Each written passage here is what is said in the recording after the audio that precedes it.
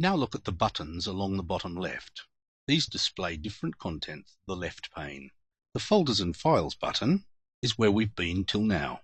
The Bookmarks button is where we can save any bookmarks in our code so we can quickly return there when we need to. The Symbols and Special Characters button, well, we'll almost never use this in coding. But finally, the Snippets button, we will use this a great deal. Now look at the menu at the top. File, Edit, View, etc. These are very similar to most text or word processors, but many behave differently for code editing. We'll deal with these only as we need them throughout this course. Below this menu, the main toolbar, is a row of buttons which are just shortcuts to the more commonly used items in the menu above. Of particular importance to us will be the indent and unindent buttons for formatting our code.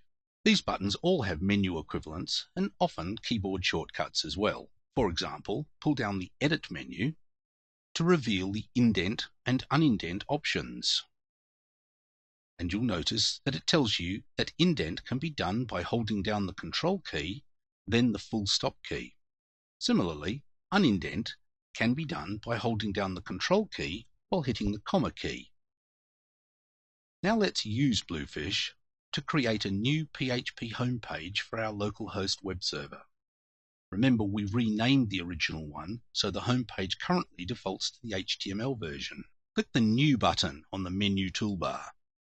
An Untitled tab appears on the Open Files tab bar. Let's type in the PHP code for our new homepage.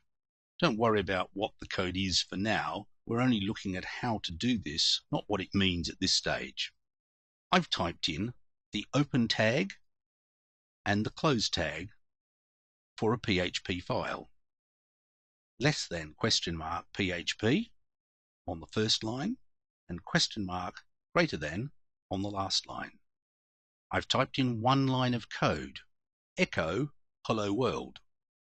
Hello world is what I want to appear on the browser screen. The text is enclosed in double quotes and the line of code ends in a semicolon. I'm now going to save this file as index.php. For any untitled file, the save command behaves just like the save as command and asks you for a file name. So let's save this as index.php by clicking the Save button, typing in index.php, and click Save. Now let's go to our browser, reload or refresh the home page. I'll open a new tab, choose my localhost homepage bookmark, refresh it because it was still held in cache, and there I have my new homepage, Hello World.